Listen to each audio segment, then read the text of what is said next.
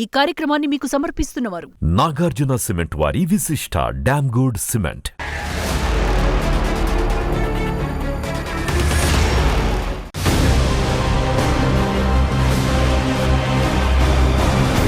కళ్ళున్నోడు ముందు మాత్రమే చూస్తాడు, దిమాకున్నోడు దునియా మొత్తం చూస్తాడు. సిల్వర్ స్క్రీన్ పై ఇదో మాస్ డైలాగే కావచ్చు. రియాలిటీలో మాత్రం లీడర్లు తూచా తప్పకుండా ఫాలో అవ్వాల్సిన పర్ఫెక్ట్ సూత్రం. ఒక దేశాన్ని పాలించే నాయకుడు ఖచ్చితంగా భవిష్యత్తు సవాళ్లను ముందే చూడగలగాలి.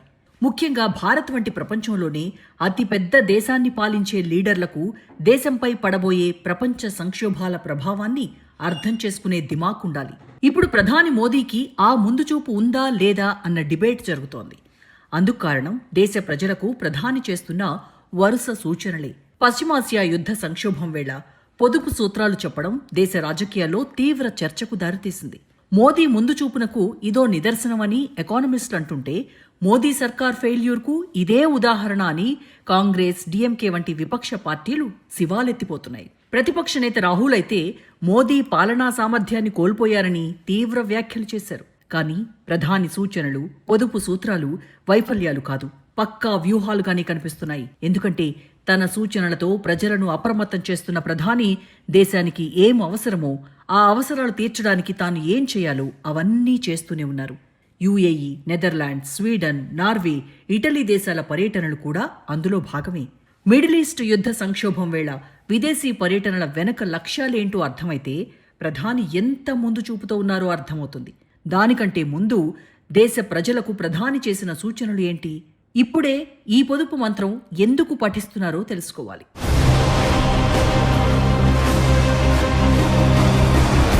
ఏడాది పాటు బంగారం కొనకండి, పెట్రోల్, డీజిల్ వాడకం తగ్గించండి, ఎలక్ట్రికల్ వాహనాల్ని వాడండి, work from home, online meetings కు ప్రాధాన్యం ఇవ్వండి, ఫారెన్ ట్రిప్స్ తగ్గించండి, వంట నూనెల వాడకం తగ్గించండి, రసాయన ఎరువుల వాడకం తగ్గించండి, సోలార్ పంపులు వాడండి, స్వదేశీ వస్తువులే కొనండి, ఆడంబరాలు తగ్గించండి. Last but not the least, విదేశాల్లో డెస్టినేషన్ వెడ్డింగ్స్ అవసరమా అని ప్రధాని ప్రశ్నించారు. జాగ్రత్తగా గమనిస్తే ఇవన్నీ ఒకే సూత్రం చెబుతున్నాయి. అదే విదేశీ మారక ద్రవ్యం. అన్నింటి అంతఃసూత్రం అదే. బంగారం, వంట నూనెలు, ఎరువులు, పెట్రోల్, డీజిల్, విదేశీ పర్యటనలు అన్నీ విదేశీ మారక ద్రవ్యాన్ని ఖర్చు చేసేవి. అంటే విదేశీ మారక ద్రవ్య నిల్వలు కాపాడుకోవడం, ఆర్థిక సార్వభౌమాధికారాన్ని రక్షించుకోవడం అనే దిశలో సాగుతున్నాయి ప్రధాని మాటలు. ఎందుకంటే దేశం ఇప్పటికే క్లిష్ట పరిస్థితుల్లో ఉంది. పశ్చిమాసియా యుద్ధం దెబ్బతో క్రూడ్ ఆయిల్ రేట్లు భగ్గుమనడంతో మన దేశ ఆర్థిక వ్యవస్థకు గట్టిగానే సెగ తగులుతోంది. చమురు ధరలు $100 దాటిపోవడంతో దిగుమతులు తడిసి మోపెడవుతున్నాయి. యుద్ధం కేవలం ముడి చమురు ధరలనే కాదు, ప్రపంచ వాణిజ్య మార్గాలను దెబ్బతీసింది. వంట నూనెలు, ఎరువుల దిగుమతులు ఆగిపోతే దేశంలో ఆహార భద్రతకు ముప్పు వాటిల్లుతుంది. వాడకం తగ్గించండి అనడం వెనక ఉద్దేశం భవిష్యత్తులో ఏర్పడబోయే తీవ్రమైన కొరతకు జనాన్ని మానసికంగా సిద్ధం చేయడం. మనం విదేశీ వస్తువులు కొన్నా, పెట్రోల్ వాడినా అంతర్జాతీయ మార్కెట్లో డాలర్స్లో చెల్లించాలి. యుద్ధం వల్ల డాలర్ బలపడి రూపాయి విలువ పడిపోతే ద్రవ్యోల్బణం ఆకాశాన్ని తాకుతుంది. సామాన్య ప్రజల కొనుగోలు శక్తి పడిపోకుండా ఉండాలంటే ఇప్పుడే స్వదేశీ బాట పట్టడం మినహా మరో మార్గం లేదు.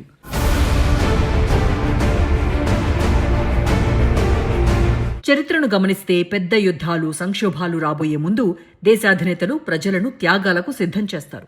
Work from home, online meetings అనేవి కేవలం టెక్నాలజీ వినియోగం మాత్రమే కాదు, అవి దేశంలో రవాణా వ్యవస్థపై ఒత్తిడిని తగ్గించి అత్యవసర సేవల కోసం ఇంధనాన్ని నిల్వ చేసే ఎత్తుగడలు కావచ్చు. అయితే మోదీ సూచనలు పూర్తిగా త్యాగాలకు సిద్ధం చేయడం కాదు, సంక్షోభమే రాకుండా అడ్డుకోవడం కూడా. ఉదాహరణకు బంగారం కొనుగోళ్లకే వస్తే ఏటా దేశంలోకి 700 నుంచి 800 టన్నుల బంగారం దిగుమతి అవుతోంది. దేశంలో ఉత్పత్తి అవుతున్నది కేవలం 1 నుంచి 2 టన్నులే. 90% పైగా దిగుమతి చేసుకోవాల్సిన పరిస్థితి. దేశ దిగుమతుల్లో ఇది దాదాపు 10%. మరోవైపు ఆపదలో ఆదుకునే సాధనంగా పసిడికి ప్రాముఖ్యత పెరగటంతో సెంట్రల్ బ్యాంకులు కూడా గోల్డ్ నిల్వలు పెంచుకుంటున్నాయి. ఆర్బీఐ కూడా టన్నుల కొద్దీ బంగారాన్ని పోగేసుకుంటోంది. ప్రస్తుతం నిల్వలు 880 టన్నులకు చేరాయి. 2025-26లో $72 బిలియన్ విలువైన బంగారం దిగుమతైంది. దీనివల్ల భారీ మొత్తంలో ఫారెక్స్ నిల్వలు వెచ్చించాల్సి వస్తోంది. మోదీ చెప్పినట్టుగా బంగారం కొనుగోళ్లు తగ్గించుకుంటే దిగుమతులు దిగొచ్చి ఫారెక్స్ నిల్వలకు దన్నుగా నిలుస్తుంది. దీనివల్ల రూపాయి పతనానికి అడ్డుకట్టపడుతుంది. బంగారం దిగుమతులు 30 నుంచి 40% తగ్గితే ఏకంగా 20 నుంచి 25 బిలియన్ డాలర్లు ఆదా అవుతాయి. 50% తగ్గితే 36 బిలియన్ డాలర్లు సేవ్ అవుతాయి. అంటే ప్రజలు బంగారం కొనడం తగ్గిస్తే దేశం నుంచి బయటకు వెళ్లే డాలర్ల ప్రవాహం భారీగా తగ్గుతుంది. అందుకే ఏడాది పాటు పసిడి కొనుగోళ్లు ఆపమని చెప్పారు.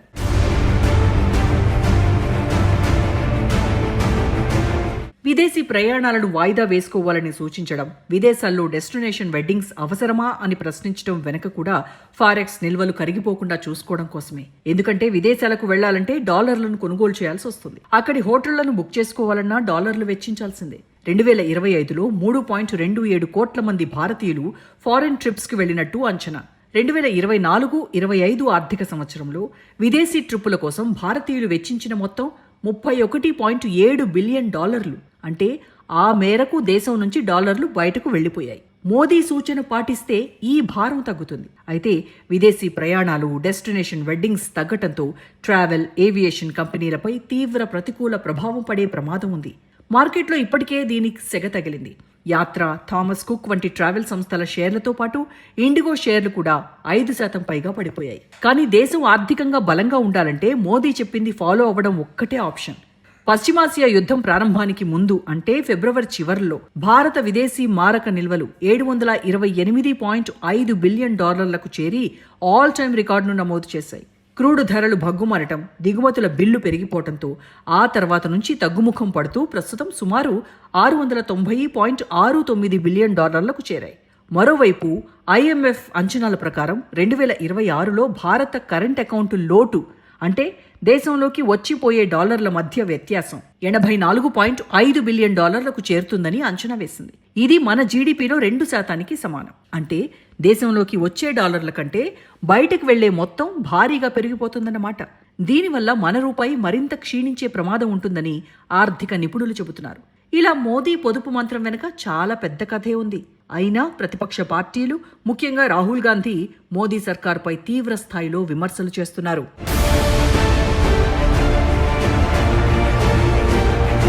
పశ్చిమాసియా సంక్షోభ నేపథ్యంలో తలెత్తుతున్న సవాళ్లను అధిగమించడానికి ప్రధాని మోదీ దేశ ప్రజలకు చేసిన పొదుపు సూచనలపై కాంగ్రెస్ అగ్రనేత రాహుల్ గాంధీ తీవ్రంగా ధ్వజమెత్తారు. దేశ ప్రయోజనాల పరిరక్షణ విషయంలో రాజీ పడిపోయిన మోదీ దేశాన్ని నడిపే సామర్థ్యం కోల్పోయారని ఆరోపించారు. ప్రధాని చెప్పిన మాటలు ఆయన వైఫల్యానికి సాక్ష్యాలని విమర్శించారు.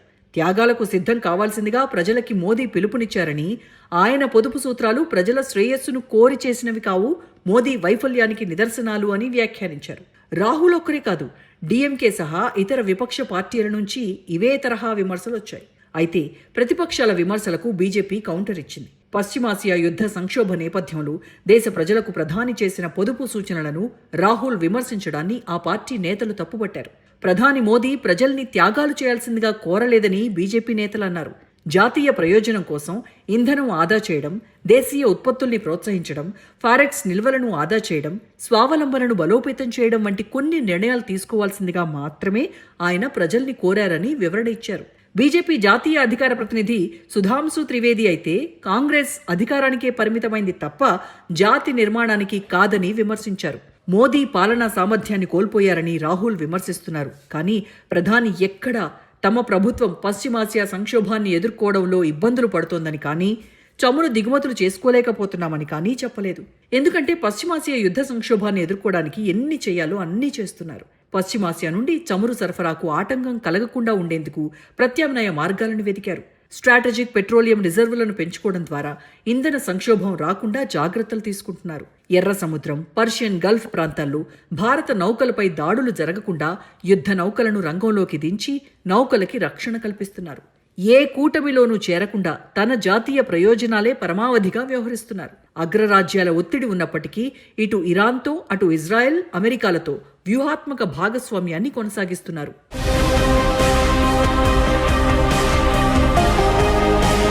విపక్షాలు ఆరోపించినట్టు మోదీ పాలనా సామర్థ్యాన్ని కోల్పోయి ఉంటే దేశం ఇప్పటికే తీవ్ర ఆర్థిక సంక్షోభంలో కూరుకుపోయి ఉండాలి. కానీ పొరుగు దేశాలకు చమురు, గ్యాస్ సరఫరా చేస్తూ కొండంత అండగా నిలుస్తోందంటే అందుకు కారణం మోదీ సర్కార్ దౌత్య విధానాలే. శ్రీలంక, బంగ్లాదేశ్, నేపాల్ తదితర దేశాలు చుక్క చమురు దొరక్క భారత్ను వేడుకుంటే ఆ దేశాలను పెద్దన్నగా కాపాడింది మన దేశమే. పైగా ప్రధాని మోదీ కేవలం ప్రజలకు సూచనలతోనే సరిపెట్టుకోలేదు. భవిష్యత్తు సవాళ్లను ఎదుర్కొనే దిశగా దౌత్య వ్యూహాలకు పదును పెడుతున్నారు. UAE, Netherlands, Sweden, Norway, Italy దేశాల పర్యటనలు అందులో భాగమే. ప్రధాని మోదీ మే 15 నుండి 20 వరకు UAE, Netherlands, Sweden, Norway, Italy దేశాల్లో పర్యటించబోతున్నారు. ఈ పర్యటన పశ్చిమాసియా యుద్ధ సంక్షోభం నుంచి భారత్ను గట్టెక్కించడం కోసమే. మిడిల్ ఈస్ట్లో మళ్లీ వార్ సైరన్ మోగిన వేళ మోదీ మొదట యుఏఈలో దిగబోతున్నారు. ఈ పర్యటన వెనక పక్కా వ్యూహాలున్నాయి. భారత్ తన ఇంధన అవసరాల కోసం పశ్చిమాసియాపైనే ఎక్కువగా ఆధారపడుతుంది.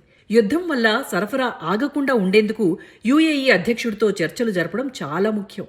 ప్రజలను ఇంధనం పొదుపు చేయమని కోరిన ప్రధాని మరోవైపు యుఏఈ వంటి దేశాల నుండి తక్కువ ధరకు నిరంతరాయంగా చమురందేలా దౌత్యపరమైన హామీలు పొందే ప్రయత్నం చేస్తారు. ప్రధాని మోదీ తన యూరోప్ పర్యటనలో భాగంగా యుఏఈలోని ఫుజైరాలో ఆగుతారని నివేదికలు చెబుతున్నాయి. ఇది చమురు వ్యూహంలో భాగంగా జరుగుతుంది. ఎందుకంటే యుద్ధం కారణంగా హార్మోజ్ మూతపడిన వేళ ఫుజైరానే భారత్కు కొండంత భరోసాగా నిలుస్తోంది. హబ్షాన్ ఫుజైరా ఆయిల్ పైప్లైన్, దీనిని అబుదాబి క్రూడ్ ఆయిల్ పైప్లైన్ అని కూడా పిలుస్తారు. అబుదాబిలోని హబ్షాన్ చమురు క్షేత్రాల నుండి ఒమన్ గల్ఫ్లోని ఫుజైరా ఓడరేవు వరకు 360 కిలోమీటర్ల మేర విస్తరించి ఉన్న ఈ పైప్లైన్ను ఇరుకైన హార్మోజ్ను తప్పించుకోవడానికే ప్రత్యేకంగా నిర్మించారు. సుమారు $4 బిలియన్ వ్యయంతో 2012లో పైప్ లైన్ను నిర్మించారు. దీని ద్వారా రోజుకు 1.5 మిలియన్ బ్యారెళ్ల చమురును రవాణా చేయొచ్చు. ఫుజైరా పోర్టులో ఆయిల్ నింపుకుని ట్యాంకర్లు నేరుగా అరేబియా సముద్రంలోకి వెళ్తాయి. దీంతో హార్మోజ్ జలసంధి అవసరం లేకుండా పోతుంది. తద్వారా ఇరాన్ ముప్పును దాటి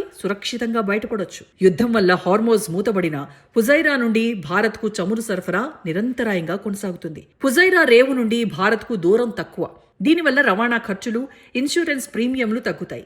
సరఫరాలో అంతరాయం లేకపోతే దేశీయంగా పెట్రోల్, డీజిల్ ధరలు అదుపులో ఉంటాయి. సో ఫుజైరా ద్వారా భారత్కు నిరంతరాయంగా చమురు సరఫరా జరిగేలా చేయటం యుఏఈ పర్యటన అసలు లక్ష్యం.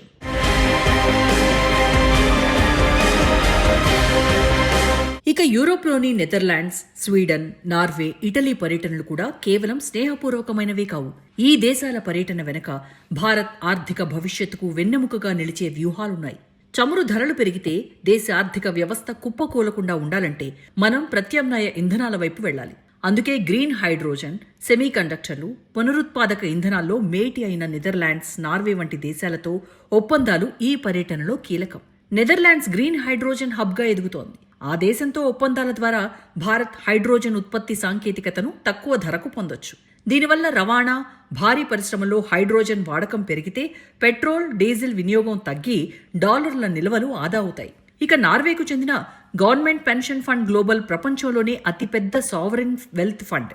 ఈ నిధులు భారతీయ మౌలిక సదుపాయాల ప్రాజెక్టులు, క్లీన్ ఎనర్జీ రంగంలోకొస్తే దేశంలోకి భారీగా డాలర్ల ప్రవాహం పెరుగుతుంది. విదేశీ ప్రత్యక్ష పెట్టుబడులు పెరిగినప్పుడు మార్కెట్లో రూపాయికి డిమాండ్ పెరుగుతుంది. తద్వారా అంతర్జాతీయ మార్కెట్లో రూపాయి విలువ పడిపోకుండా స్థిరంగా ఉంటుంది. ఫలితంగా దిగుమతుల ఖర్చును నియంత్రించే అవకాశం వస్తుంది. కేవలం ఇంధనం మాత్రమే కాదు, నేటి కాలంలో సెమీ కండక్టర్లు కూడా ఆర్థిక వ్యవస్థకు ఇంధనం లాంటివే.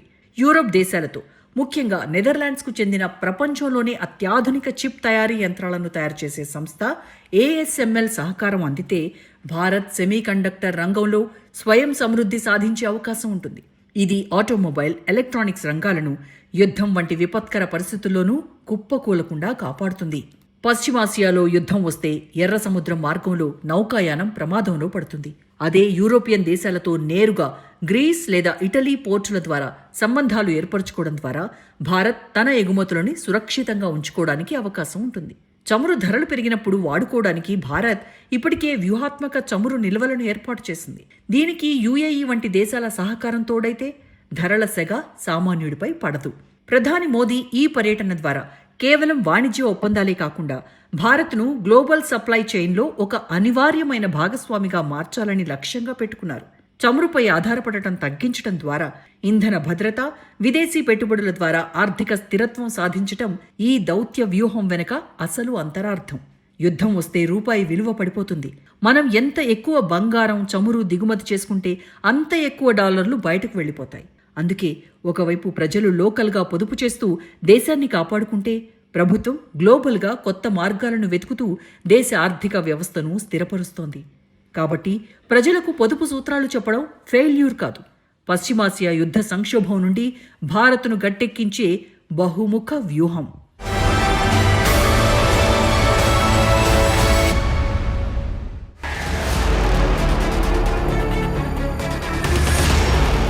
ఈ కార్యక్రమాన్ని మీకు సమర్పించినవారు నాగార్జున సిమెంట్ వారి విశిష్ట డ్యామ్ గుడ్ సిమెంట్.